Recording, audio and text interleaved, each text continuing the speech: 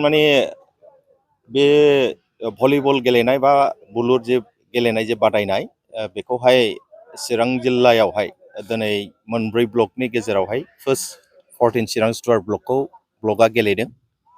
दा बे बिथोना जाहैबाय जोंनि इउपिपिएल दोलोनि सेन्ट्रेल इयुथ उइंसनिफ्राय बिथोनखौ जोंखौ जिल्लाखौ हरदोंमोन। दा जिल्लाखौ हरनाय लोगो लोगो जों मोनब्रै ब्लकखौ जोङो बिथोन हरबाय। दा बिनिनो गिबि बिथांमोनहा गेलेबाय। दा बेयाव गासैहाय जोंहा 12टा 12टा टीम दंमोन। दा साननैनि हाबाफारि बेखौ लानाय जादोंमोन आरो दिनैहाय फाइनाल बा जोबथा दिन आरो बे जोबथा दिनावहाय जोंहा मोननै टीमा देरहालांबाय, थुक्राझार प्राइमारि आरो बेंटल सेरफां प्राइमारि।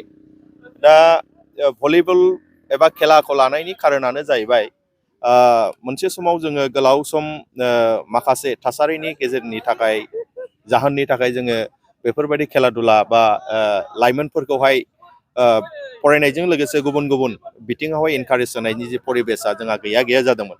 नाथाय गोदानै जोंहा प्रमद बर' बिथां दैदेननाय जे सरकार, बे सरकार इउपिपिएल दोलोनि जे सरकार दैदेननाय फैनायनि लोगो लोगोनो जोंनि लाइमोनफोरखौहाय जोङो गेलेनाय बा फरायनाय बा गुबुन गुबुन जोंनि मानसि सासे जानांगौब्ला बा हारिखौ दैदेननांगौबा मा बिथिङाव जोङो लांनांगौ जायो बे जिनिसखौहाय सिन्था खालामनानै दिनै जोङो खेलाखौ लांदों।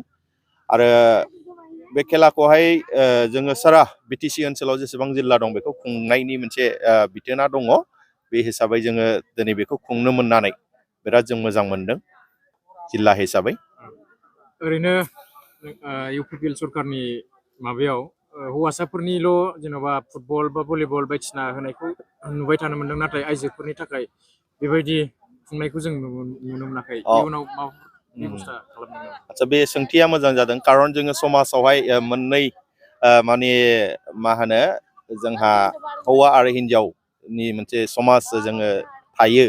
दा बे हिसाबै जोङो हिन्जाव माहारिखौबो खेला दुलायावहाय जोङो फुटबलाव जिहेथु बिथांमोनहाबो गेलेनो हानायनि मोनसे माबाया दङ हिसाबै जोङो फुटबलखौबो हयथ' सिन्था खालामदों आरो भलिबलखौबो नैबे समावहाय जोङो फार्स्ट माबानि थाखाय जों बिथांमोनखौ होथ'नाय जायाखै। खिन्थु थांनाय जोङो दैज्लां समाव फुटबल होदोंमोन जोङो बिदिनो जिल्ला बे फुटबलनि होनाय लोगो लोगोनो जों बिथांमोननो मोनसे खेलाखौ होफानाय जादों, काबादि खेला।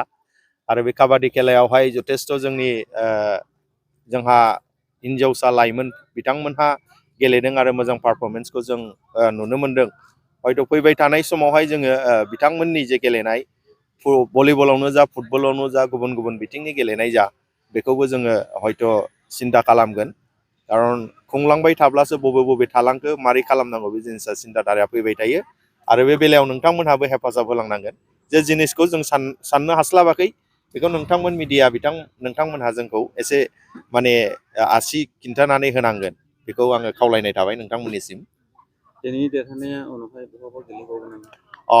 बेखौ जोङो ओरैबायदि सानदों, सेन्ट्रेलनि बिथोन बायदियै जिहेथु फैनाय हिसाबै जोङो ब्लक इन्टार प्राइमारि जाबाय, इन्टार प्राइमारिनिफ्राय जों जिल्ला इन्टार ब्लक जागोन, बिनिफ्राय जों इन्टार डिस्ट्रिक्ट जोङो लांनो सानदों। दा सिन्थाया बे थांबाय थादों आरोखि। हयथ' बिनिफ्रायनो सासे सानै बा जाय बिथांमोनहा गोसो होनानै गेलेगोन गोजौ लेभेलाव गेलेहैनायनि जे खाबुखौ मोनगोन। जोंबो बिथांमोनखौ इसोरनि खाथियाव आर'ज गाबगोन बिथांमोननि जाहाथे इयुन जिउनि थाखाय मोजांनि थाखाय।